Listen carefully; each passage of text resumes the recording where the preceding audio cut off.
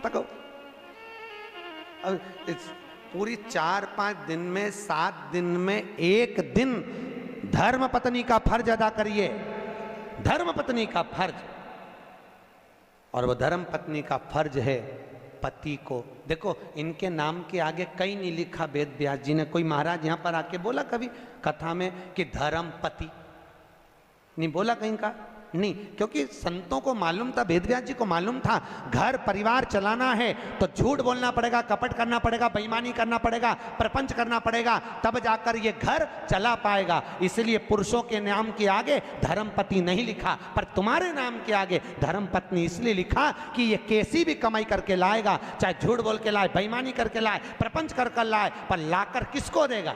अरे बोलो तो धर्म पत्नी को, और तुम्हें ला कर देगा तो तुम धर्म के पथ पर चलना, उसकी कमाई में से थोड़ा सा निकालना, तो धर्म में सत्कर्म में शिव महापुराण में लगाना, तो पति को भी बैकुंठ ले जाना और खुद भी चली जाना।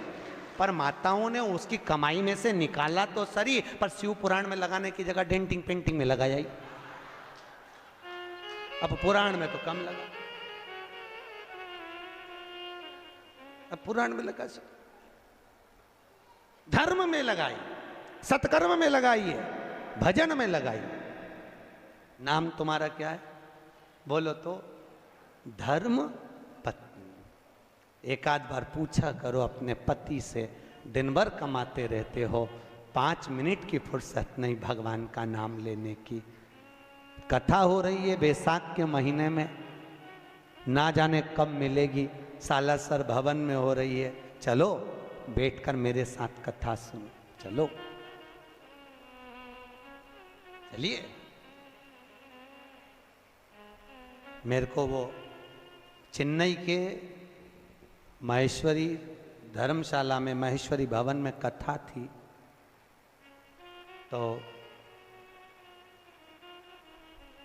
ताराचंद जी मोहता और जीवन जी राठी दोनों बोले गुरुजी इस शिव महापुराण के जो जजमान बने ना, इनकी पत्नी बड़ी विचित्र है। क्या नाम था उनका? डागा परिवार, डागा जी। सेलम में उनकी स्टील की 4 फैक्ट्रियां हैं, बर्तन की स्टील की। तो जीवन जी मोहता जी बोले, ताराचंद जी मोहता बोले कि गुरुजी इनकी ये जजमान जो बने बड़े विचित्र बने, क्या हुआ? हमने पूछा। जीवन जी राठी बोले, कहने लगे गुरुजी जजमान पद लेने को तैयार नहीं थे, क्योंकि घर में कोई करने वाला नहीं, बैठने वाला नहीं, कथा में कौन बैठे? तो पत्नी ने पति से कहा, स्वामी समाज के लोग कथा करा रहे हैं, शिव महापुराण की कथा है, उसके यजमान पद लेना। भागवत के यजमान बनना सरल है, पर शिव महापुराण के यजमान बनना कठिन है। हम इसलिए अग्रवाल जी को बार बार धन्यवाद देते हैं। तो जीवन जी बोले गुरुजी हमने इनसे कहा, इन्होंने अपने पति से कहा, पति ने मना कर दिया, फैक्ट्री से फुर्सत नहीं, समय नहीं। बेटे से कहा तू बैठ जा कथा में जजमान बन के। बेटा बोला पापा मेरे को फुर्सत नहीं, ऑफिस कौन संभालेगा, एक ही लड़का। इतने में पत्नी को गुस्सा आया और पत्नी ने कहा, स्वामी ये बताओ तुम कथा में नहीं बैठ सकते यजमान बन करके, तू बैठ जा, मैं पैसा दे देता हूँ जजमानी का, जितना भी लगे तू बैठ। पत्नी कहने लगी मैं तुम्हारे बिना नहीं बैठूंगी, पर ये बताओ स्वामी, वो डागा जी की पत्नी कहती है मुझे ये बताओ कि मैं अगर मर जाऊंगी तो तुम ऑफिस में से कितने दिन छुट्टी रखोगे, वो बताओ। पति कहने लगा फालतू की बात करती है तू, क्यों ऐसी बात कर रही है? नहीं मुझे बताओ कि मैं मर जाऊंगी तो छुट्टी कितने दिन की रखोगे। कभी आप लोग चेन्नई जाएं तो जीवन जी वहां पर, जीवन जी राठी वहां के अध्यक्ष हैं, आप उनसे पूछना, चेन्नई महेश्वर से, आप बताओ कितने दिन छुट्टी रखोगे। डागा जी ने कहा फालतू की बात मत कर, क्या चाहती है वो बोल, कि बस मैं मरूं तब तुम ऑफिस की छुट्टी मत करना, पर 7 दिन शिव महापुराण के जजमान यही समझकर बैठ जाओ कि मैं मर गई हूं, चलो मेरे साथ बैठो, कम से कम धर्म में तो मैं तुमको। और वो डागा जी ने एक बार शिव महापुराण के यजमान बने और महेश्वरी भवन में 5 साल लगातार शिव महापुराण की कथा करवाई, वही डागा जी ने जो एक बार यजमान। भैया शिव महापुराण के यजमान बनना बहुत कठिन है, बहुत कठिन। ना जाने कौन सा पुण्य हमारा इकट्ठा होता है, ना जाने कौन कौन सा दान पुण्य सत्कर्म हमारा इकट्ठा होता है, तब जाकर अपने परिवार द्वारा शिव महापुराण की कथा हो पाती है। ये करुणा, हम तो कहते हैं कंसल जी आपके परिवार में कहीं ना कहीं आपके पूर्वजों को बहुत आशीर्वाद है, पितरों का बहुत करुणा है आपके पूर्वजों की पितरों।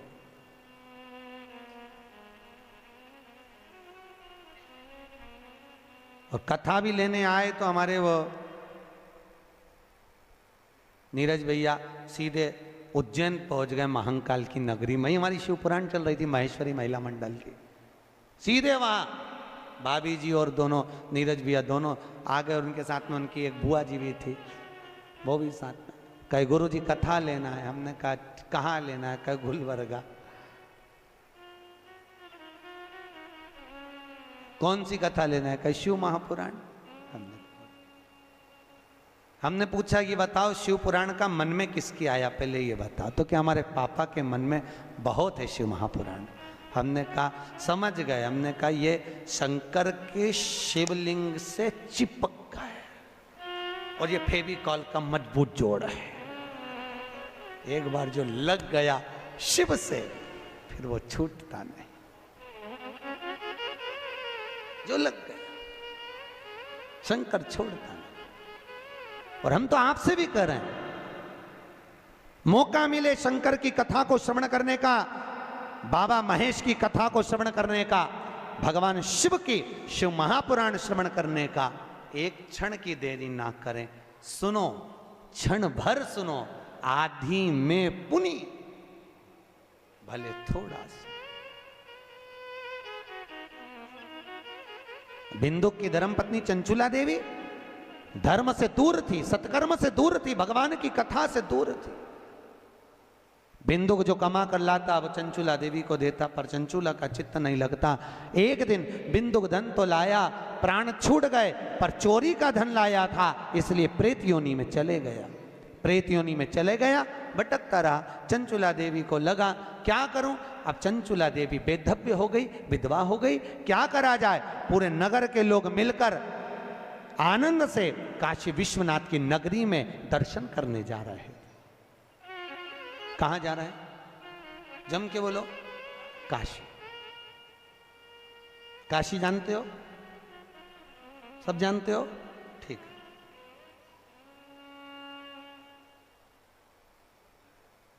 किसने करी थी काशी विश्वनाथ की स्थापना? शिव महापुराण कहती है दुनिया के लोगों को शनि लगता है, शनि को शंकर लग गया था। शनि को कौन लगा था? शंकर। जब शनि महाराज ने अपनी माता को चरण का प्रहार करा और माता ने श्राप दे दिया, शनि जा तो तेरे पांव से अपंग होगा। शनि की आंख में आंसू भर गए। देवर्षि नारद से पूछा मैं कहां जाऊं? देवर्षि नारद ने कहा अगर तुम अपने अपंग पांव को भी ठीक करना चाहते हो तो एक है जो तुमको अपंग पांव से भी ठीक कर सकता है। कौन? तो के वो शंकर। जाओ गंगा के तट पर जाकर शंकर के शिवलिंग की स्थापना कर कर उसकी आराधना करो। और शनि महाराज ने जाकर गंगा के तट पर काशी में भगवान शंकर का शिवलिंग बनाकर उसकी आराधना करी। और जब आराधना करी तो शिव जी ने प्रकट होकर शनि महाराज के चरण को ठीक करा, तो चरण से शनि ने चलना प्रारंभ करा। आज भी नियम है, जिसको ढैया लगा हो, 7.5 लगा हो, जिसको ढैया 7.5 आदिक शनि परेशान कर रहा हो, एक काजल की डिब्बी ले लो, 21 बार उतारो। जहां जंगल में, वन में, किसी बगीचे में कोई नहीं हो, किसी भी पेड़ के नीचे इतना खड्डा करके काजल की डिब्बी को काशी विश्वनाथ का नाम लेकर दबा दो और मिट्टी डाल दो। जिंदगी में कभी शनि परेशान नहीं कर सकता, कभी भी, पूरे जीवन में कभी शनि परेशान नहीं किया। इसलिए कहते हैं दुनिया को शनि लगे और शनि को शंकर लगे। शनि को सारे नगर के लोग काशी चले। काशी जानते हो ना? अभिमुक्त नगरी काशी। मोक्ष नगरी काशी। माता पार्वती जी ने शिव जी से केवल 2 वर मांगे थे, केवल 2 वर माता पार्वती ने मांगे शंकर भगवान से। पहला वर माता पार्वती ने शिव जी से मांगा था, भोलेनाथ वर दीजिए कि जिस पति पत्नी में आपस में झगड़ा हो उसमें प्रेम बढ़े। भगवान शिव ने कहा तथास्तु। आज भी नियम है, पति और पत्नी अगर आपस में झगड़ा करते हैं तो उनमें प्रेम बढ़ता है। तुम देखना, अच्छा प्रैक्टिकल करके देखना। पति झगड़ा करके चले जाए ऑफिस दुकान, तो वहां से आते से ही पूछेगा क्यों रे तेरी मम्मी कहाँ है, तुरंत पूछे। इतना झगड़ा करके गया है तो पूछे ही मत ही तो कि पत्नी कहाँ है, पर आते से ही पूछेगा कहाँ है। और माता पार्वती ने दूसरा वर मांगा, भोलेनाथ जी वर दीजिए कि काशी में जो मरेगा उसको गुरु मंत्र आपको देना पड़ेगा। शंकर भगवान ने कहा पार्वती कैसी मूर्खों की तरह बात करती है, काशी में मरने वाले को गुरु मंत्र मैं दूं, ये कैसे हो सकता, कैसे होगा, ये हो नहीं सकता, ये कभी नहीं होगा। पार्वती जी बोली, जिद पे अड़ गई माता पार्वती ने। भोजन करना बंद कर दिया, पानी पीना बंद कर दिया, कुछ ग्रहण ही नहीं करती माता पार्वती। शिव जी को लगा कि ये प्राणों को त्याग देगी। शंकर भगवान ने कहा पार्वती मैं तुझे वर देता हूं कि काशी में मरने वाले को गुरु मंत्र मैं दूंगा। पार्वती ने कहा मुझे कैसे मालूम पड़ेगा कि आपने गुरु मंत्र दिया, तो तू बता क्या करना है। पार्वती जी ने कहा प्रभु आपसे वर मांगती हूं कि काशी में मरने वाले के सीधे कान में आप गुरु मंत्र देना और कान को मोड़ देना, तो मैं समझ जाऊंगी कि काशी में मरने वाले को आपने गुरु मंत्र दे दिया। शंकर जी ने कहा तथास्तु। तो आज भी प्रमाण है, काशी में मरने वाले का सीधा कान अपने आप टेढ़ा हो जाता है। आज भी प्रमाण, जिसके काशी में प्राण छूटते हैं उसका सीधा कान अपने आप टेढ़ा हो जाता है, अपने आप। पहले हमको भी विश्वास नहीं हुआ था कि शिव पुराण में ऐसा लिखा है, ऐसा होता है क्या। जब हम काशी में महेश्वरी भवन में कथा करने के लिए गए तो सब पूरी मंडली को लेकर हमने कहा चलो आज शिव महापुराण में लिखा है कि काशी में मरने वाले का सीधा कान टेढ़ा हो जाता है, चल कर देखें। पहुँचे मणिकर्णिका के घाट पर। भारत की भूमि के सबसे ज़्यादा मुर्दे वहीं जलते हैं। अपने यहाँ गाड़ी ओवरटेक करती है, वहाँ मुर्दे ओवरटेक करते हैं, लोग मुर्दा लेके भागते हैं। मणिकर्णिका का घाट, लाइन लगी मुर्दों की, परिवार के लोग बैठे। हमने एक मुर्दे वाले से पूछा भैया हमको इनका मुंह देखना है, कि देख लो।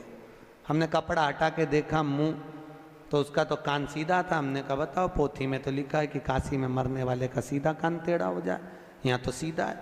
और आगे गए, हमने कहा हो सकता है कुछ गड़बड़ हो। आगे गए तो उसका भी कान सीधा, और आगे गए उसका कान टेढ़ा, फिर आगे गए तो उसका सीधा, फिर आगे वाले का फिर कान टेढ़ा। हम तो चक्कर में पड़ गए, किसी का सीधा किसी का टेढ़ा। हमने पूछा भैया ये मुर्दा कहाँ का है, तो क्या यहाँ से 40 किलोमीटर दूर का। और जिसका कान टेढ़ा था उसका पूछा ये मुर्दा कहाँ का है, तो क्या काशी की वो कॉलोनी का। समझ में आ गया कि काशी में मरने वाले का सीधा कान टेढ़ा हो जाता है, दूर मरने वाले का नहीं। ऐसा कोई है? 33 करोड़ देवी देवता में कोई देवता ऐसा नहीं कि मनुष्य के कान में आकर गुरु मंत्र दे दे, पर एक है मेरा काशी विश्वनाथ जो कि गुरु मंत्र भी प्रदान कर देता है। गुरु मंत्र।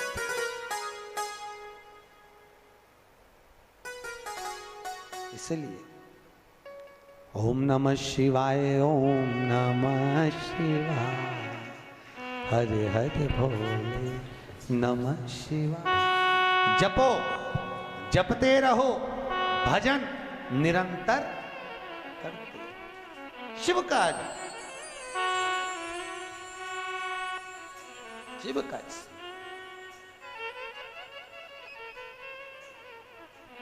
भगवान की भक्ति को धारण कर। आज भी शास्त्र कहता है अगर हम काशी नहीं जाते तो 5 बार मुख से काशी काशी जप लो। क्या नाम जपना? काशी काशी। हम तो कहते हैं अपनी छोरी का नाम रख दो काशी भाई।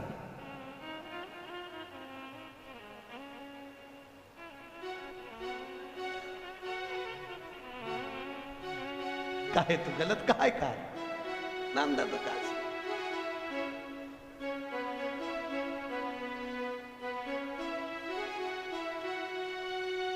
काशी काशी 5 बार बोल ले जीव, उसको यम के दूत पकड़ ही नहीं सकते। काशी काशी बोल लेने पर यमराज बंदी बनाने नहीं आता, फिर आता है तो मेरा महाकाल, मेरा ठाकुर, मेरा, क्योंकि शिवजी जिसको भेजेंगे, नारायण को भेजा तो नारायण आ जाएंगे, ब्रह्मा को भेजा तो ब्रह्मदेव आ जाएंगे। ये तो अपनी मर्जी है, अपन को 4 व्हीलर में जाना है कि 2 व्हीलर में जाना है। ऐसे तो यमराज भी आता है ब्लैक कलर की स्कॉर्पियो पे,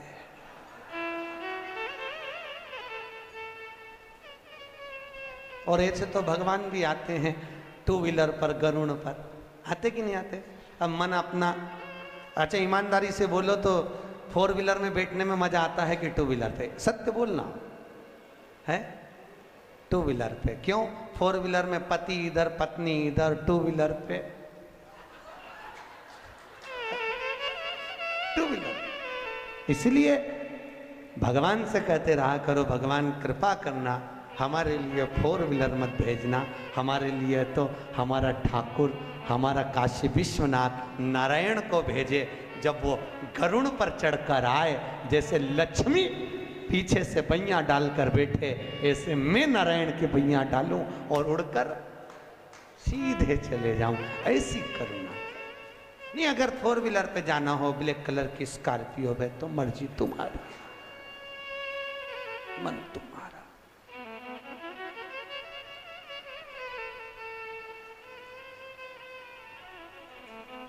इसीलिए हमारे भगत कहते हैं कि तू ही आना रे गोपाल, मन्ने लेने तू ही आना।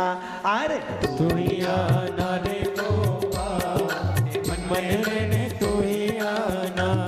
ओ मन्ने लेने तू ही आना, मन्ने लेने तू ही आना, मन्ने लेने तू ही आना, मन्ने लेने तू ही आना। अरे तू ही आना रे गोपाल, मन्ने लेने तू ही आना। तू ही आना रे गोपाल, मन्ने लेने तू ही आना। दोनों हाथों से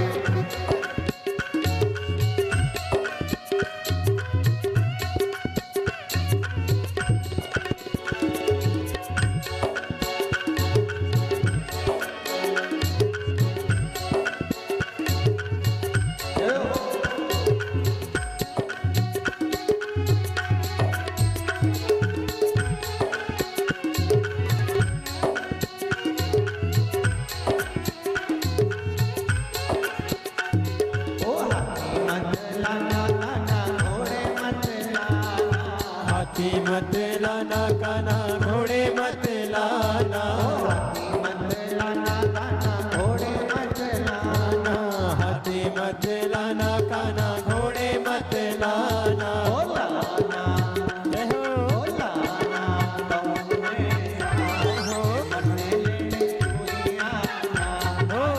आना गऊ में साए, मन्ने लेने तू ही आना। तू ही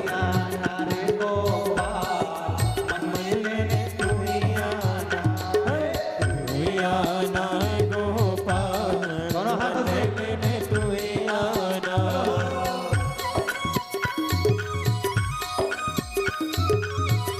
बड़े भाव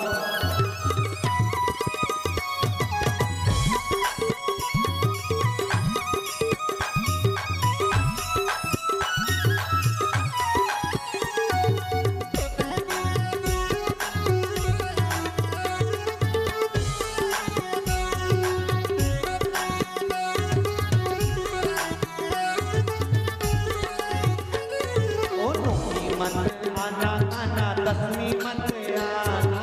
नौमी मत आना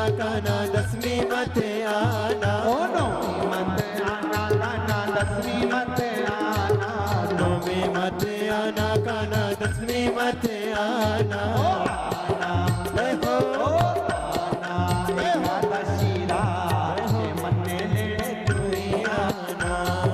आना एकादशी रात, मन्ने लेने तू ही आना, ओ मन्ने लेने तू ही आना, के मन्ने लेने तू ही आना, मन्ने लेने तू ही आना, मन्ने लेने तू ही आना, अरे तू ही आना रे गोपाल, मन्ने लेने तू ही आना, तू ही आना रे गोपाल, मन्ने लेने तू ही आना।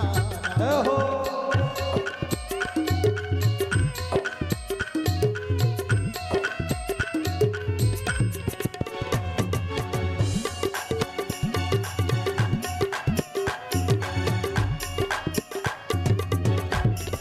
बड़े भाव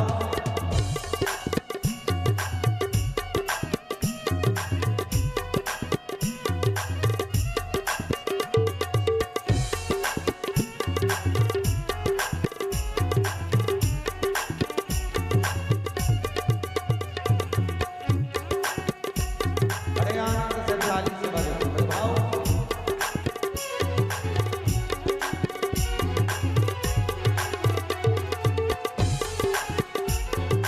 गोपी मत लाना काना ग्वाले मत लाना, गोपी मत लाना काना ग्वाले मत लाना, ओ गोपी मत लाना काना ग्वाले मत लाना, गोपी मत लाना काना ग्वाले मत लाना, बोला ना हो बोला ना हो लाना राधा सा के मन्ने लेने तू ही आना, लाना राधा सा मन्ने लेने तू ही आना, ओ मन्ने लेने तू ही आना, के मन्ने लेने तू ही आना, मन्ने लेने तू ही आना, मन्ने लेने तू ही आना, अरे तू ही आना रे गोपाल, मन्ने लेने तू ही आना, अरे तू ही आना रे गोपाल, मन्ने लेने तू ही आना।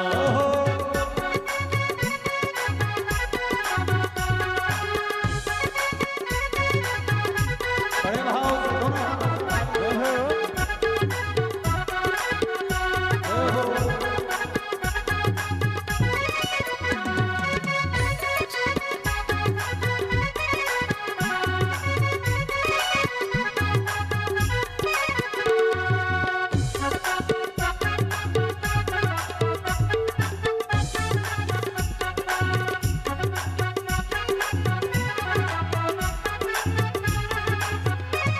ओ ललता मत लाना विशाखा मत लाना, ललता मत लाना विशाखा मत लाना, ओ ललता मत लाना विशाखा मत लाना, लाना ललता मत लाना विशाखा मत लाना, ओ लाना जय हो ओ लाना जय हो ओ लाना रुक्मणी सा राधे तू ही आना, हो लाना रुक्मणी साथ मन्ने लेने तू ही आना, ओ मन्ने लेने तू ही आना, के मन्ने लेने तू ही आना, मन्ने लेने तू ही आना, मन्ने लेने तू ही आना, अरे तू ही आना रे गोपाल, के मन्ने लेने तू ही आना, तू ही आना रे गोपाल, मन्ने लेने तू ही आना, अरे तू ही आना रे गोपाल, के मन्ने लेने तू ही आना, तू ही आना रे गोपाल, मन्ने लेने तू ही आना, मन्ने लेने तू ही आना, मन्ने लेने तू ही आना, मन्ने लेने तू ही आना, मन्ने लेने तू ही हर आना। हर महादेव है भगवान काशी विश्वनाथ शिव, मैं तुझे प्रथम गिनती में गिनाता हूं, देवताओं का अधिपत्य तुझे प्रदान करता हूं, सारे देवों में तू प्रथम गिनती में गिना जाएगा, प्रथम पूज्य माना जाएगा। बस शंकर भगवान ने वर दिया, थोड़ी देर बाद कार्तिकेय महाराज आ गए। कौन आए? जम के बोलो जरा। कार्तिकेय। और कार्तिकेय जी आए और आकर बोले, पिताजी दंडवत करा, प्रणाम करा, साष्टांग करा, मैं परिक्रमा कर कर आ गया। मैंने परिक्रमा करा। अब इधर तो देवता सब सारे देवता मिलकर अक्षत छोड़ रहे गणेश जी के ऊपर, स्वस्ति वाचन हो रहा, लोग प्रणाम कर रहे, नमन कर रहे, लोग आवाज लगा रहे, श्री गणेश जी महाराज की। अब सारी दुनिया में आवाज लग रही गणेश जी। तो कार्तिकेय ने पूछा, माँ ये गणेश जी का जय घोष क्यों हो रहा है, गणेश जी के जयकारे क्यों हो रहे हैं, गणेश जी के लिए इतना जय घोष। तो माता पार्वती ने भगवान शंकर के शब्दों को कार्तिकेय को सुनाया। कार्तिकेय रो पड़े, माँ मैं परिक्रमा कर कर आया, गणेश जी ने केवल आपकी परिक्रमा लगा ली, आपने उसको प्रथम गिनती में मान लिया। माँ उसने बुद्धि का परिचय दिया और मैंने कर्म का परिचय दिया। बुद्धि का परिचय, कर्म का परिचय।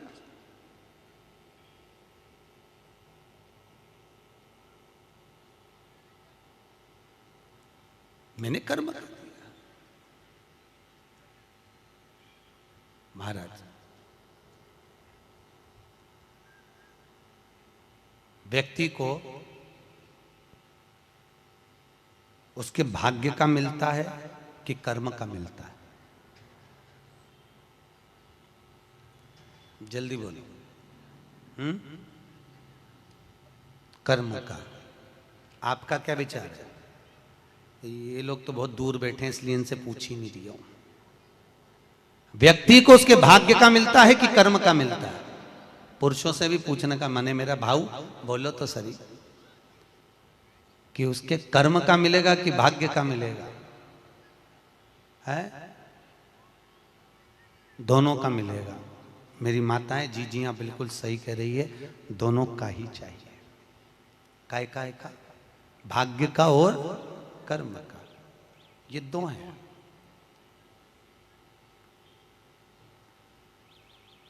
बैंक में एक लॉकर होता है, उस लॉकर में लोग अपनी रकम रखते हैं। बोलो तो सही है गलत? रखते हैं कि नहीं रखते? अपनी चेन, अंगूठी, मोबाइल, पर्स सब लॉकर के अंदर रखते हैं। बैंक में लॉकर होता है, लॉकर में रखने के बाद में लॉकर की दो चाबी होती है। कितनी चाबी लॉकर की? दो। एक चाबी तुम्हारे पास, एक चाबी मैनेजर के पास। तुम्हारी चाबी कितनी भी लगा लो, जब तक मैनेजर की चाबी नहीं लगेगी तब तक वो लॉकर, अरे बोलो जम के, नहीं खुलेगी। और बैंक का मैनेजर कितनी भी चाबी लगा ले, लॉकर खुलेगा क्या? नहीं, तुम्हारी चाबी लगना जरूरी है। उसी तरह तुम्हारी चाबी है कर्म की चाबी, तुम कितनी भी घुमा लो पर वो ताला नहीं खुल सकता जब तक मैनेजर मेरा शंकर अपनी भाग्य की चाबी घुमा कर नहीं जाए।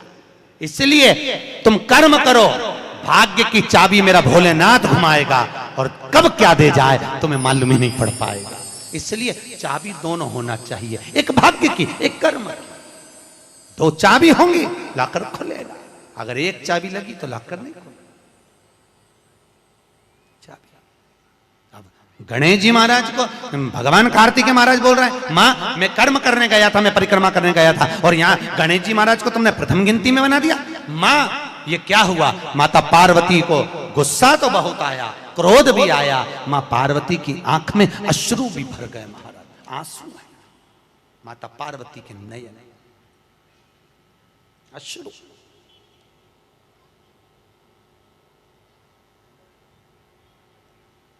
मां खड़ी हो गई। माता पार्वती ने आज खड़े होकर भगवान भोलेनाथ जी से निवेदन करा, आपने अपनी जिंदगी की ये गलती कर दी। क्या गलती? शंकर भगवान पूछ रहे हैं, कौन सी गलती? तुमने गणेश जी को प्रथम गिनती में बना दिया, कार्तिकेय भी तो गया था, अगर कुछ थोड़ा सा आशीर्वाद रखना था तो कार्तिकेय के लिए रखना था, पर तुमने केवल गणेश को प्रथम गिनती में बनाया है, ये तुम्हारी गलती है। तो गणेश जी ने परिक्रमा भी तो करी है। माता पार्वती खड़े होकर शंकर भगवान से बोली, भोलेनाथ मैंने अपनी जिंदगी में आपसे कभी कुछ नहीं मांगा, पर आज तुम्हारी यह पार्वती तुमसे एक वर चाहती है। शंकर भगवान ने कहा, मांग, तुझे क्या चाहिए?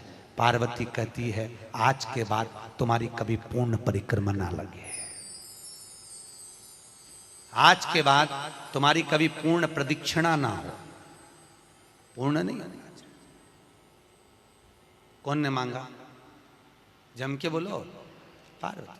शंकर की पूर्ण प्रदक्षिणा माता पार्वती ने कह दिया भोलेनाथ आज के बाद ना, क्योंकि तुम भोले हो, तुम्हारे आसपास कोई घूम लेता है तुम उसको कुछ भी निकाल कर दे देते हो। होता है, 2 बहुएं होती हैं, एक बहू रहती है पूना में, बोलो कहां, मुंबई या पूना, और दूसरी बहू तुम्हारे साथ रहती है। अरे बोलो जम के, एक दूर रह रही है और एक तुम्हारे साथ रह रही है। पर सास को जो साथ रह रही है ना, रोज पूछ रही है ना, वो अच्छी नहीं लगती। वो जो दूर रहती है ना, उसका गुणगान 24 घंटे करती है। ये डोकरियों की आदत भी बुरी, बढ़िया, बड़ी बुरी आदत। जो पास रह रही वो अच्छी नहीं लग रही, जो दूर रह रही ना वो दिवाली पे आती है, बस दिवाली पे 30 त्योहार पर आती है, और दिवाली पे आते और आके पल्लू वल्लू लेके मम्मी जी मम्मी जी मम्मी जी करके आई आई करके बस 2-4 बार इधर उधर घूमेगी और सास इतनी खुश हो जाएगी, तुरंत अंगूठी निकाल के चुपचाप रख ले।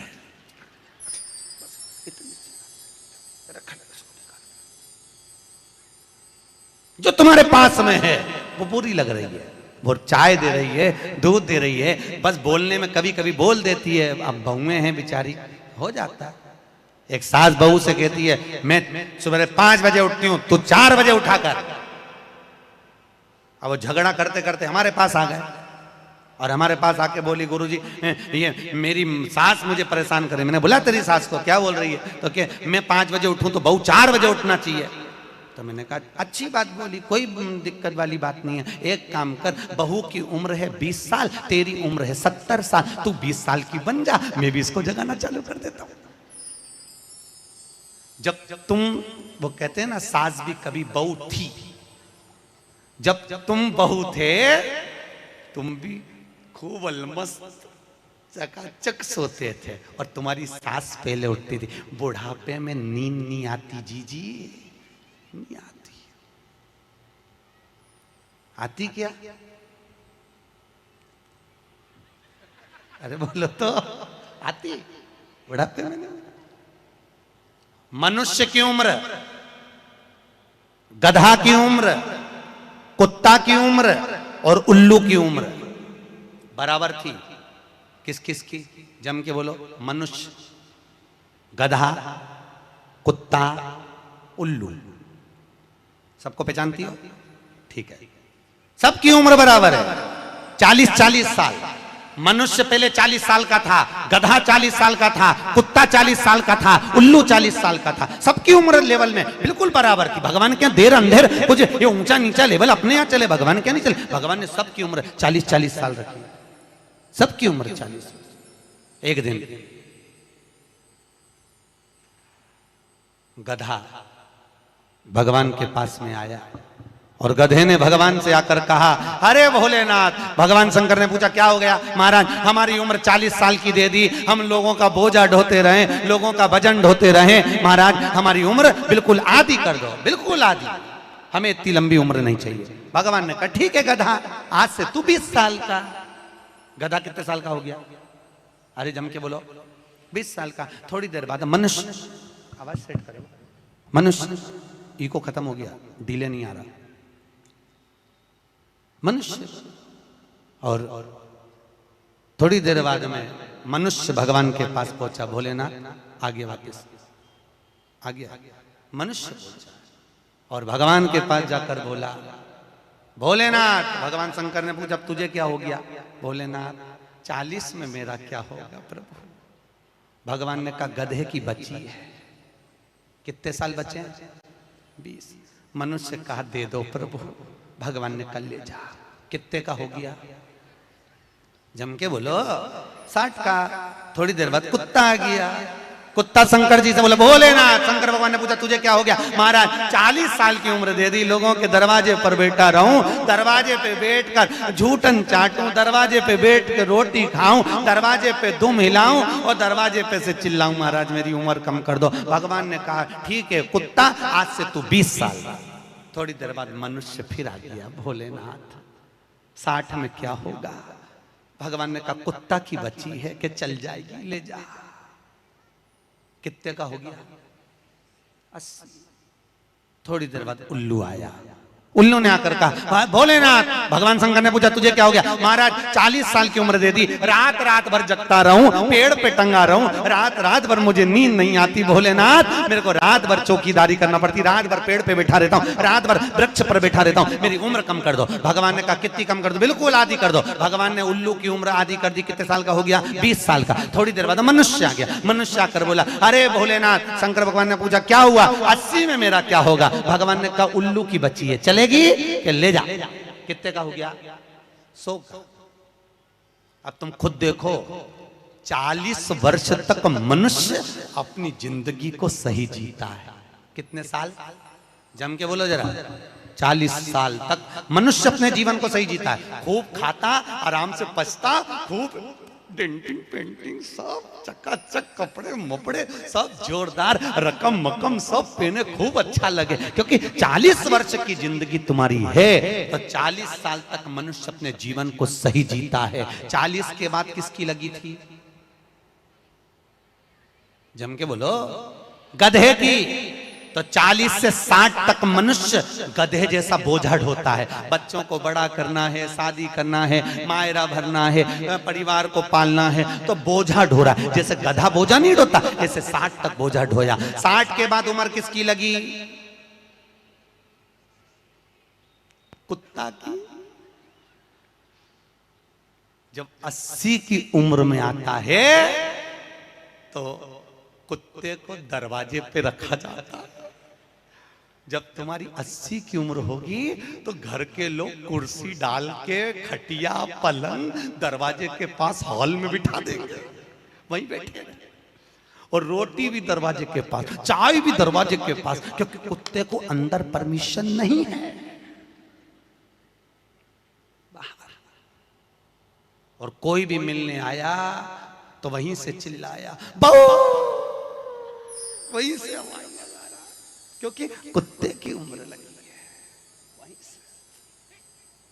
वहीं से अब कुत्ते के बाद में 80 के बाद 80 से 100 उल्लू की। डॉक्टर साहब के यहाँ गई, डॉक्टर साहब मुझे रात में नींद नहीं आती, डॉक्टर साहब ने टेबलेट दे दी, नींद की गोली दे दी, डॉक्टर साहब ने इंजेक्शन लगा दिया। कितने भी अच्छे अच्छे डॉक्टर को दिखा लेना, पर 80 से 100 साल की जब उम्र होगी, डॉक्टर को क्या मालूम कि किसकी लग गई। शिव महापुराण कहती है 80 से 100 में कितनी भी दवाई खाओ, कितने भी इंजेक्शन लगवाओ, पर रात्रि को नींद नहीं आएगी। गोली खा भी लोगे तो रात के 1:30-2 बजे तक चकाचक सोएगी, 2 बजे के बाद उल्लू जैसी बैठी रहेगी। 2 बजे के बाद कितना भी खाओ, कितनी भी दवाई खाओ, कितने भी अच्छे डॉक्टर को दिखाओ, पर 80 से 100 में जाग रही। आधी रात को जागे, बहू के मम्मी सो नहीं रही, आई सोई नहीं, आई के मारे नींद ही नहीं आई। अब इसके कौन समझाए, उल्लू की लगी, कौन समझाए इसके। 80 से 100। अपन तो सब कथा छोड़ो, अपन अपनी कथा पे आओ, चलो। महाराज तो जो बहुत दूर रहती है ना वो अच्छी लगती है, जो पास में रह रही दूर के ढोल सुहावन, ठीक नहीं है, श्रेष्ठ नहीं। भागवत ज्ञान गंगा यज्ञ समिति वालों, काय श्रेणी की कथा 10-15 मिनट ज्यादा हो जाए तो कोई दिक्कत तो ना है? हाँ, क्या विचार है तुम्हारा?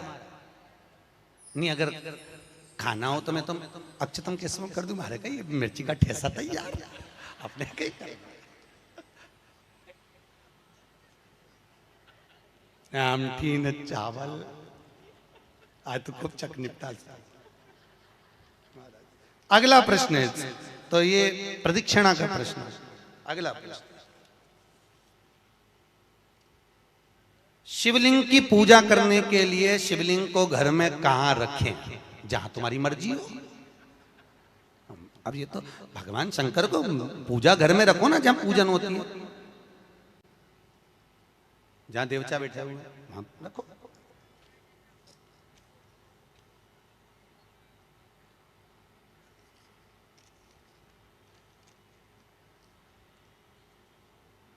पीपल के पेड़ को सोमवती अमावस्या के दिन 108 फेरी क्यों लगाई जाती है?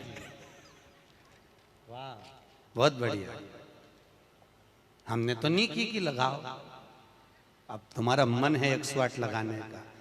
याद रखना, पीपल के वृक्ष की परिक्रमा करने से वैभव बढ़ता है, आंवले के वृक्ष की परिक्रमा करने से लक्ष्मी बढ़ती है। याद रखिए, तुलसी की परिक्रमा करने से सौभाग्य बढ़ता है। अब 108 मन का लगाओ, चाहे 208 लगाओ, 216 लगाओ, ये आपके ऊपर है। यहाँ आपका भाव होना चाहिए कि हम भगवान को कैसे रिझाएं, कैसे रिझाएं, ये आपका भाव है। उसका फल क्या है? तो उसका फल वैभव प्राप्ति का है, धन प्राप्ति का, यश प्राप्ति का। आप जितनी लगा,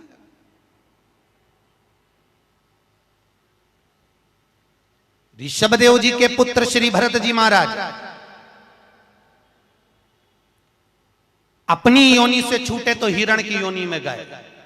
हिरण की योनि पाने के बाद श्री ऋषभदेव जी के पुत्र जो भरत जी थे, हिरण की योनि में आने के बाद में, हिरण की योनि पाने के बाद भरत जी को लगा कि मैं इस हिरण की योनि में पड़ गया हूं, इससे मुक्ति कैसे मिलेगी? तो हिरण की योनि में आने के बाद भरत जी महाराज पीपल के वृक्ष के नीचे जो संत बैठे हुए थे, उनकी 108 परिक्रमा करते थे हिरण की योनि में। तो हिरण की योनि के 108 परिक्रमा कर रहे थे। उस दिन थी सोमवती अमावस्या का दिन, जिस दिन हिरण की योनि से परिक्रमा करते करते भरत जी महाराज छूट गए थे और वापिस मनुष्य की योनि में आ गए थे। ये 108 परिक्रमा का फल है। ऋषभ जी के पुत्र हिरण की योनि से छूटकर परमात्मा की भक्ति को मनुष्य देह मिल गई। शायद हो सकता है हम मानव की देह में हैं और मनुष्य की देह में आकर अगर हम भगवान की 108 परिक्रमा लगाते हैं, हम भगवान का भजन करते हैं, 108 परिक्रमा के अंतर्गत हम डूबे रहते हैं, तो हो सकता है मनुष्य की योनि से छूटकर हम देव योनि में चले जाए, भगवान की परास प्राप्त हो जाए। मां तो शास्त्र कह रहा है, अंजना माता गौतम बाबा से कहने पर शंकर की आराधना कर रही है। और आराधना करी माता अंजना ने, शिव जी की आराधना करी, शंकर की जब आराधना करी, शंकर का अभिषेक करा, भगवान भूत भावन प्रसन्न हो गए और शंकर भगवान ने उसी समय माता अंजना को वर प्रदान करा, तो चिंता मत कर, तेरे घर में पुत्र होगा। पुत्र, तू क्यों चिंता कर? भगवान शंकर जब भी देते हैं छप्पर भक के देते हैं। भगवान कृष्ण के यहाँ कितने बच्चे दिए? 1,77,086। अब अंजना माता के यहाँ भगवान संतान दे रहा है। भगवान अंजना माता के यहाँ हनुमान जी महाराज कितने भाई थे? माता अंजना के गर्भ से जो संतान हुई थी, हनुमान जी महाराज सगे भाई कितने थे? हनुमान जी कितने भाई? अरे बोलो तो सही, हनुमान जी भाई कितने हैं? सगे भाई कितने हैं हनुमान जी महाराज? तो अंजना माता ने जब भगवान शिव की आराधना करी, शंकर की जब आराधना करी, तब भगवान शंकर प्रसन्न हुए। समय बीता, माता अंजना के गर्भ में भगवान शंकर के तेज पुंज को पवन देव ने ले जाकर माता अंजना के गर्भ में स्थापित करा। स्थापित करने के बाद पूर्णिमा के दिन, चैत्री पूर्णिमा के दिन, भगवान अंजना माता के गर्भ से शंकर का ही एक अवतार श्री हनुमान जी महाराज प्रकट हुए हैं। महाराज श्री हनुमान जी महाराज की। हनुमान जी सगे भाई हैं 6। कितने भाई हैं? 6 सगे भाई। सबसे पहले नंबर हनुमान, फिर गतिमान, केतुमान, धृतिमान, यतिमान। ऐसे हनुमान जी महाराज के 6 भाइयों का क्रम वर्णन किया गया है। कितने भाई हैं? 6। हनुमान जी महाराज का एक भाई है जिसका नाम है गतिमान।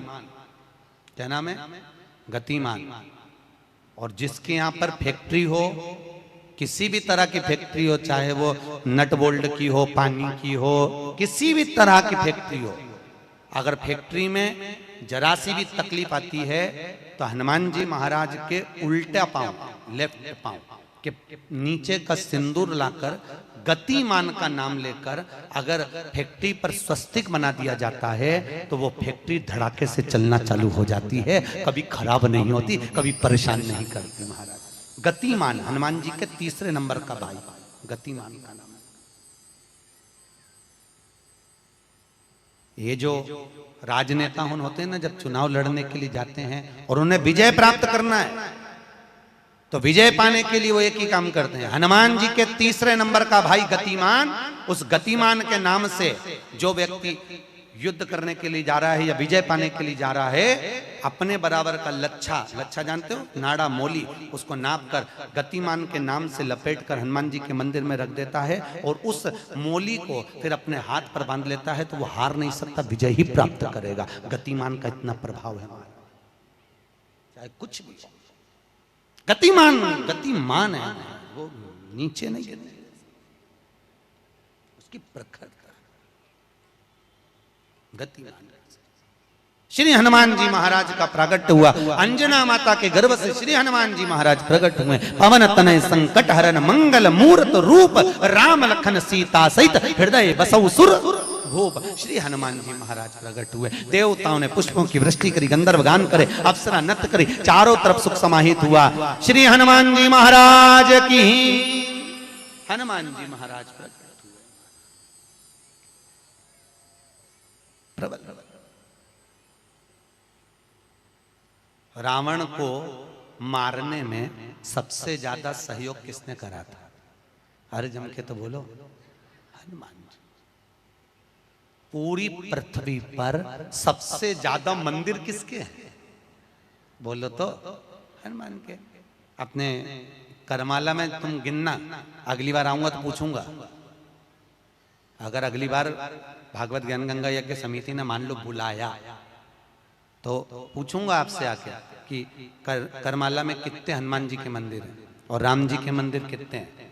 राम जी के मंदिर अगर 5 होंगे तो हनुमान जी के मंदिर 20 होंगे। हर जगह पर हनुमान मिल जाएंगे, हर जगह, कहीं पीपल के नीचे, कहीं कहीं बैठे हुए, कहीं कहीं बैठे, हनुमान ही हनुमान, ढेर सारे हनुमान। हनुमान, आखिर हनुमान जी के मंदिर ज्यादा, राम जी के मंदिर कम क्यों? नहीं तो राम के मंदिर ज्यादा होना चाहिए, हनुमान के मंदिर कम होना चाहिए। पर हनुमान के मंदिर ज्यादा इसलिए हुए क्योंकि हनुमान जी ने राम जी की इतनी सेवा करी, इतनी सेवा करी कि भारत की भूमि पर सेवा पुजा गई, इसलिए हनुमान जी के मंदिर ही मंदिर बन गए। मंदिर तुम्हारे भी बन सकते हैं अगर तुम सही से माता पिता की सेवा करो तो। मंदिर बनने में देरी नहीं लगी, तुम करो तो मंदिर बन जाए। रावण को मारने में सबसे ज्यादा सहयोग किसका था? अरे बोलो जम के, हनुमान जी का।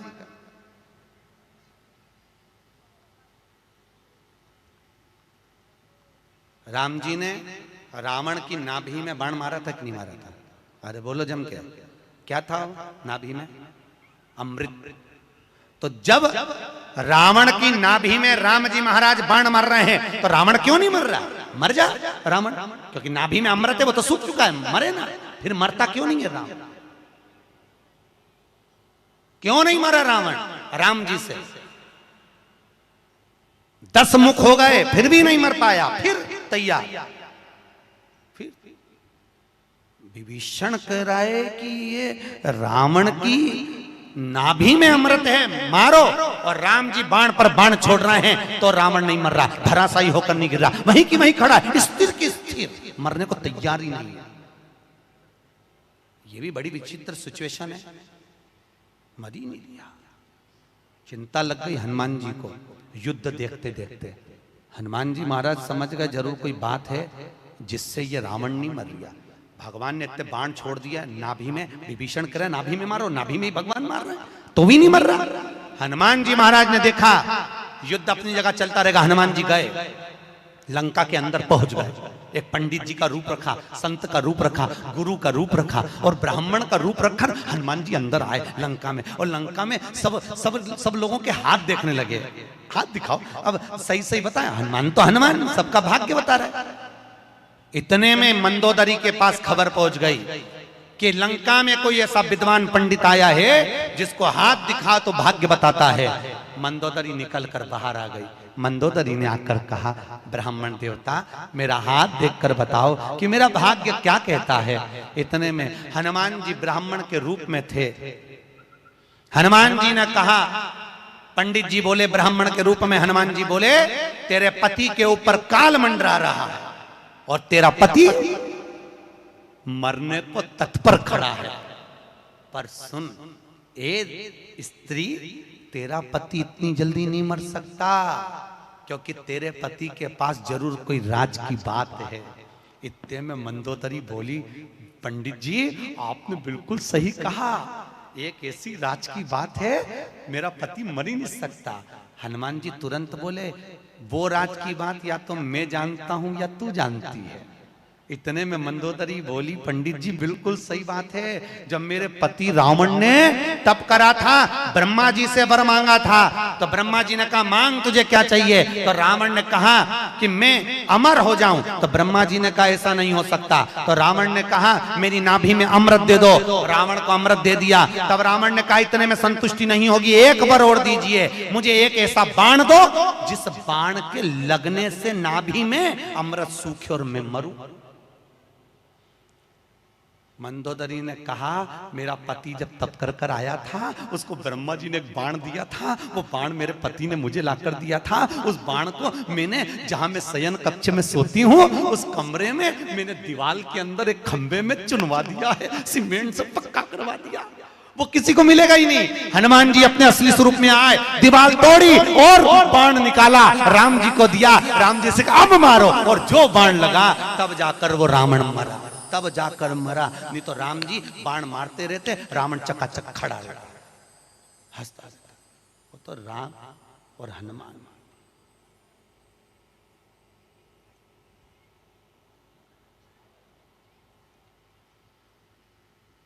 रावण न मरेगा मेरे राम के बिना, और राम न मिलेंगे हनुमान के बिना। श्री राम जय जय राम, श्री राम जय राम। भगवान राम जी महाराज आनंद में विराजमान है महाराज, इसलिए भगवत भजन का स्मरण है, भगवत नाम का श्री हनुमान महाराज। अरे पवन तनय संकट हरन, मंगल मूर्ति रूप, राम लखन सीता सहित हृदय बसौ सुर। भगवान श्री हनुमान जी महाराज सहज नहीं, हनुमान जी महाराज आनंद में स्थापित हुए, विराजमान हुए। कुछ समय बीतता है महाराज, और उस समय की अनुकूलता में भगवान तुमरुका जी चंचुला देवी को भगवान शंकर के नंदन वन भ्रमण की चर्चा करते हैं। भगवान शंकर माता पार्वती के साथ में काशी घूमने के लिए गए। माता पार्वती अकेली बैठी हुई थी, शंकर भगवान को जाना पड़ा कोई काम से। पार्वती जी बोली मैं अकेली क्या करूंगी भोलेनाथ। शंकर भगवान ने कहा पार्वती तेरे एकांत को मिटाने के लिए तू इस वृक्ष से, सामने अशोक का वृक्ष था, इस वृक्ष से जो मांगेगी वो तुझे मिल जाएगा। पार्वती जी ने अपने शोक को दूर करने के लिए, एकांत को दूर करने के लिए अशोक के वृक्ष से एक अशोक सुंदरी को प्रकट करा। शंकर भगवान की 6 नंबर की लड़की है अशोक सुंदरी। थोड़ा आवाज बढ़ाओ, रिटर्न किया। अशोक सुंदरी भगवान शंकर के 6 नंबर की लड़की अशोक सुंदरी। अशोक सुंदरी प्रकट, भगवान शिव ने आनंद स्थापित कराया। समय आया, आगे जो वर्णन आया, भगवान भूत बामन भूतेश्वर भगवान शिव 12 ज्योतिर्लिंग की कथा का स्मरण कराते हैं। 12 ज्योतिर्लिंग की कथा यहाँ पर प्रारंभ होती है महाराज। 12 और 12 ज्योतिर्लिंग की कथा का स्मरण कराया।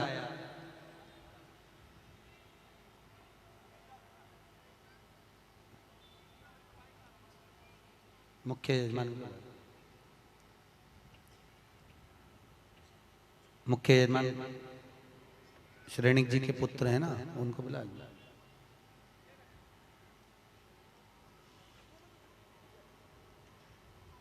दस मिनट श्रेणिक जी जो मुख्य यजमान है रोज पूजन में बैठे हैं, आपके पुत्र और बहू, उनको 5 मिनट 10 मिनट के लिए बुला दो, जोड़े से बिठा दो उनको सामने।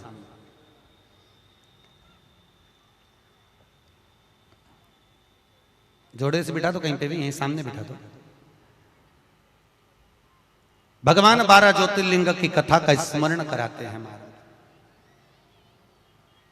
श्री तुमरुका जी चंचुला देवी से कहते हैं, चंचुला ये 12 ज्योतिर्लिंग की कथा है जो अखंड सौभाग्य को देने वाली है, लक्ष्मी की वृद्धि करने वाली है, सुख समृद्धि देने वाली है, कार्य में उन्नति देने वाली है, उत्तम फल की प्राप्ति कराने वाली है, वंश की वृद्धि कराने वाली है और हर कार्य में सफलता प्रदान करने वाली 12 ज्योतिर्लिंग की कथा है। महाराज चंचुला देवी कहती है, महाराज वो 12 ज्योतिर्लिंग की कथा हमें श्रवण कराएं। भगवान शंकर ने अपनी जटा में से बेलपत्र को निकालकर अपने हाथ में रखा है और हाथ में बेलपत्र लेकर भगवान शंकर 12 ज्योतिर्लिंग की कथा का रसस्वादन ग्रहण करते हैं। प्रथम एक बार चंद्रदेव को अपनी काया का अभिमान हुआ, काया के अभिमान से चंद्रदेव बड़े प्रखर हुए और अपनी केवल एक धर्मपत्नी रोहिणी पर ध्यान देते थे, बाकी की पत्नियों पर ध्यान नहीं दिया। सारी धर्मपत्नियों ने जाकर दक्ष प्रजापति से विनती करी। दक्ष ने चंद्रदेव को समझाया, चंद्रदेव तुम मान जाओ, अपनी काया का अहंकार ना करो। चंद्र मानने को तैयार नहीं, रोहिणी पर आसक्ति ज्यादा थी। एक दिन दक्ष प्रजापति ने श्राप दे दिया, अरे चंद्र मैंने अपनी इतनी बेटियां तुझे ब्याही और उसके बाद भी तू केवल एक कन्या पर ध्यान देता है, अपनी धर्मपत्नियों पर ध्यान नहीं दिया। मैं तुझे श्राप देता हूं, तेरा शरीर टपक टपक कर गिरे, तुझे क्षय रोग हो जाए। क्षय शरीर टपक टपक कर नीचे गिरने लगा। महाराज चंद्रदेव इधर उधर भटकते हुए देवऋषि नारद के पास पहुंचे। नारद जी महाराज अपनी मस्ती में भगवत भजन में लगे हुए थे। महाराज नारायण श्रीमन नारायण, नारायण श्रीमन नारायण, नारायण श्रीमन नारायण। गाइए, सब गाइए। नारायण श्रीमन नारायण, ओ नारायण श्रीमन नारायण, नारायण श्रीमन नारायण, नारायण श्रीमन नारायण, ओहो नारायण श्रीमन नारायण, नारायण श्रीमन नारायण, नारायण श्रीमन नारायण, नारायण श्रीमन नारायण, ओहो नारायण श्रीमन नारायण, नारायण श्रीमन नारायण, नारायण श्रीमन नारायण,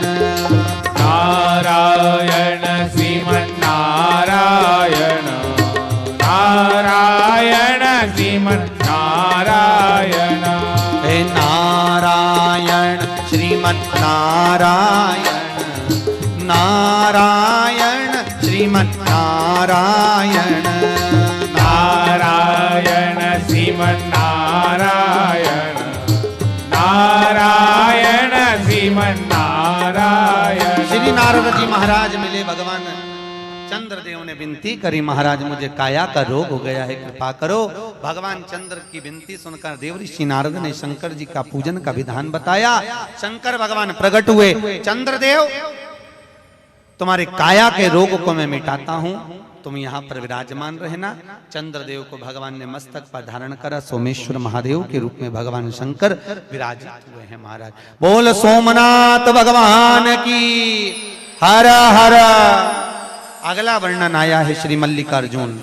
कार्तिकेय अपने माता पिता से रुष्ट होकर श्री शैलम पर जाकर बैठ गए, जहां बैठकर उन्होंने तप किया। शंकर पार्वती उनको मनाने के लिए पहुंचे। आज भी अगर मल्लिकार्जुन में आप जाकर दर्शन करेंगे तो मल्लिकार्जुन में 2 ध्वजा लगती है, एक सफेद एक लाल। कितनी ध्वजा लगती है? 2, सफेद और लाल। मल्लिकार्जुन का एक नियम है, वो 2 ध्वजा पूरे महीने में कभी नहीं हिलती। हिलती है तो केवल एक अमावस्या के दिन, एक पूर्णिमा के दिन। अमावस्या के दिन सफेद ध्वजा हिलती है और पूर्णिमा के दिन लाल ध्वजा हिलती है।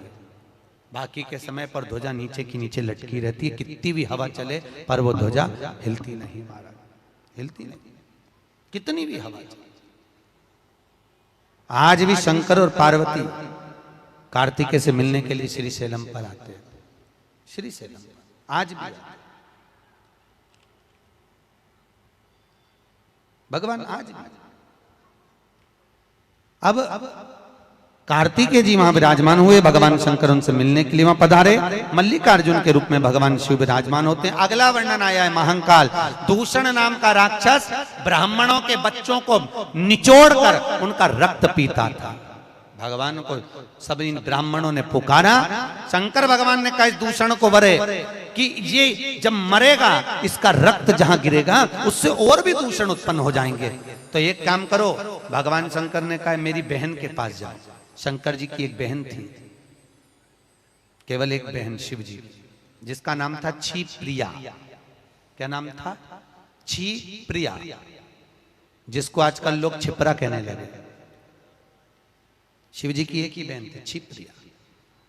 तुम मेरी बहन के पास जाओ और मेरी बहन छिप्रिया से कहना कि जब भगवान शंकर अगर दूषण नाम के राक्षस को मारे, जहां जहां उसका रक्त गिरे सारे रक्त को समेट देवे जल के वेग में। छिप्रिया ने वैसे ही करा। भगवान शंकर ओ घड़ी दानी दयालु दाता, करुणा सागर ने करुणा करी। चंचुला देवी आज काशी जा रही है पूरे नगर के साथ, और माता चंचुला देवी ने आज काशी में पहुंचकर किसी ब्राह्मण के मुख से गंगा जी के तट पर शिव महापुराण की कथा को श्रवण किया। और शिव कथा ऐसी सुनी माता चंचुला देवी ने कि शिव के धाम में माता पार्वती जी की सखी बन गई। रिटर्न पार्वती की सखी। और माता पार्वती जी की जब सखी बन गई,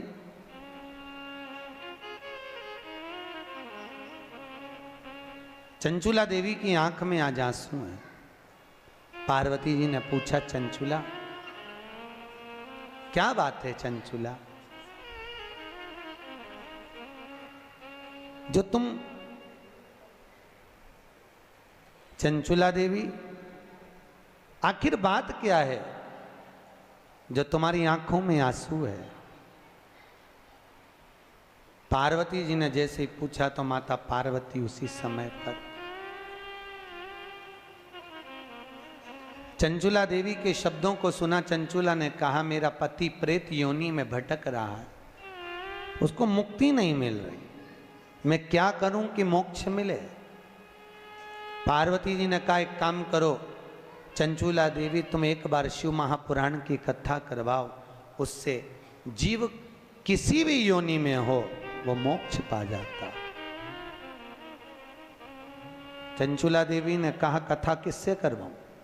भागवत हो तो ब्राह्मण कर देवे, रामायण हो तो ब्राह्मण कर देवे, क्योंकि भागवत रामायण गीता आदि कादिक में जो भेंट चढ़ती है वो तो काम में आ भी जाए, पर शिव महापुराण में तो भेंट का भी महत्व था।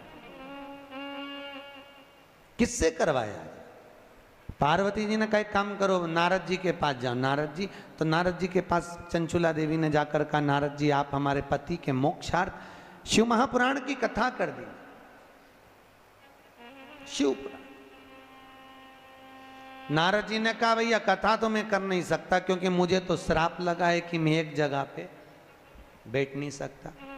अच्छा, नारद जी को जो श्राप लगा ऐसा श्राप किसी किसी को लगा रहता है, ऐसा नहीं है। कथा सुनने सब आते हैं, नारद भी आता, निंद्रा देवी भी आती। कोई कथा में सो रहा हो, नींद आ जाए तो समझ लो कुंभकर्ण की पत्नी आज कथा में आ गए। ठीक है, और कोई कोई व्यक्ति फिर आए फिर जाए, फिर आए फिर जाए, फिर आए फिर जाए, समझ लो उसमें नारद भरा गया है, क्योंकि नारद को श्राप लगा, एक जगह नहीं बैठ सकता।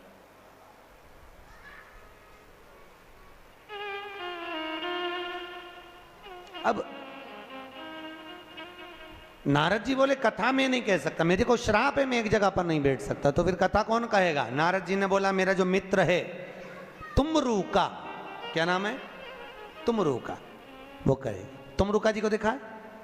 आपके क्षेत्र में शंकर जी के मंदिर जो होते हैं बड़े बड़े साउथ के, उसमें भगवान के मंदिर में दो मूर्तियां दरवाजे पे मिलती है। एक नारद जी बीणा लेकर खड़े हैं और एक घोड़े का मुंह लगा है और गले में बीणा पड़ी हुई है, करताल रखा है। देखा है ऐसी मूर्ति का दर्शन करा?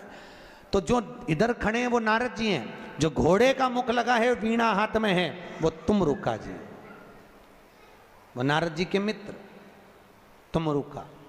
शास्त्र कहता है जिस नारी का गर्भ ठहरने के बाद 2-3 महीने में वापिस अबॉर्शन हो जाता हो, वापिस बार बार बच्चे गिर जाते हैं और बच्चा पूरा नहीं होता हो, उस नारी को उसकी आकृति के बराबर का जो लच्छा होता है हाथ में बांधते हो नाड़ा, वो लच्छा नाप लेना चाहिए और नारियल के ऊपर, श्रीफल के ऊपर उसको लपेटना चाहिए। जो नारी का गर्भ ठहर रहा है, गर्भ गिर रहा है, उस नारी का नाम और गोत्र बोलकर लच्छे को लपेट लो। शंकर जी के मंदिर में तुमरुका जी का नाम लेकर वो श्रीफल रख कर आ जाइए, फिर नारी का गर्भ कभी नहीं गिरता, बच्चा स्वस्थ पैदा होता है, स्वस्थ जन्म लो। तुमरुका जी के नाम का इतना प्रमाण होता। जो बच्चा रात में गंदगी करता हो, सूसू कर देता हो, बच्चे को सुध नहीं रहती हो, माइंड से बच्चा विकलांग हो, पढ़ने में चित्त नहीं लगता हो, विद्या में कमजोर हो, तो शंकर जी के शिवलिंग के पास में जाकर उस बच्चे का नाम लेकर शिव जी के शिवलिंग पर चंदन से ओम बना दो उस बच्चे का नाम लेकर, और तुमरुका जी का नाम लेकर ओम बनाने के तुरंत बाद जल चढ़ा दीजिए। वो बच्चा रात में गंदगी करना, सुसु करना बंद कर देता है। तुमरुका जी का, तुमरुका जी के नाम का इतना प्रमाण है। तुमरुका क्या नाम है? चम के बोलो। तुमरुका, तुमरुका। तुमरुका जी ने कहा चंचुला देवी कथा तो कह दूं मैं, मना नहीं है, पर एक बात बताओ कथा का यजमान कौन बनेगा? चंचुला देवी ने कहा मैं बनूंगी। नहीं नहीं, अगर शिव महापुराण का यजमान कोई बने तो पति और पत्नी बैठकर अगर कथा का रसपान करें तो मैं कथा कहूं। इतने में चंचुला देवी तो आंख में आंसू भर दी, मैं बेधव्य में कैसे जजमान बनूं? अब जजमान कौन बनेगा? जजमान किसको बनाया जाए? बड़ी आंख में रोती हुई आई पार्वती ने कहा चिंता क्यों करती है, शिव की कथा है, शंकर जी से विनती कर। शंकर जी से विनती करी। अब देखो शंकर जी से जब विनती करी तो भोलेनाथ ने पूछा बोल चंचुला क्या चाहती है? चंचुला देवी बोली भोलेनाथ हे विश्वनाथ, हे ठाकुर, हे मेरे शंकर करुणा करिए, मेरे शिव महापुराण का कोई जजमान नहीं मिल रहा। शिव जी ने कहा क्यों चिंता करती है, सारी पुराणों का एक ही तो यजमान है, वो मैं स्वयं। ईश्वर जी और गोरा जी यहाँ पूछते हैं गणगौर करते हैं कि नहीं करते? करते हैं। तो बच्चे पूछते हैं मम्मी ये कौन है? तो कहो उनको ये शंकर पार्वती। शंकर पार्वती कब बने? तो ये ईश्वर जी, ये गोरा जी शिव महापुराण की कथा सुनने जब तुमरुका जी के दरवाजे पर गए थे, दोनों 16 दिन तक तैयार होकर गए थे। हमारा तो जजमान से निवेदन है 7 दिन की कथा सुनने बैठो तो शंकर पार्वती की गादी पर बैठकर सुन रहे हो, ईश्वर जी गोरा जी बनकर सुन रहे हो, अच्छे जोरदार खूब झामर झुमके की साड़ी माड़ी, ऐसा जोरदार बोर नथनी झुमका कर दो ना, ऐसा सब पहन के। और जजमान से भी निवेदन है बढ़िया जरा माले में कंठी मंठी जोरदार तुर्रा तुर्री लगा के कथा सुनना चाहिए है। ये कोई भागवत थोड़ी ना है कि सुखदेव जी सुना रहे हैं और परीक्षित जी एकांत में बैठ के गंगा के तट पर पाने के लिए मोक्ष सुन रहे हैं, यहाँ तो ईश्वर जी और गोरा जी बनकर श्रवण करो और जीवन को सार्थक करो। और आपसे भी निवेदन है, एक से बढ़कर एक साड़ियां धरी अलमारी में, सब धरी की धरी रह जाएगी, कब पहनोगे? कोई कोई साड़ी तो अभी तक नहीं निकली, निकालो और 7 दिन शिव महापुराण में पहन पहन के आ, जोरदार श्रृंगार कर जोरदार। अभी ईश्वर जी और गोरा जी शिव महापुराण की कथा को श्रवण करने के लिए आ रहे हैं। जोरदार ताली बजाएं ईश्वर जी गोरा जी के लिए। ईश्वर जी और गोरा जी गणगौर पधार रही है।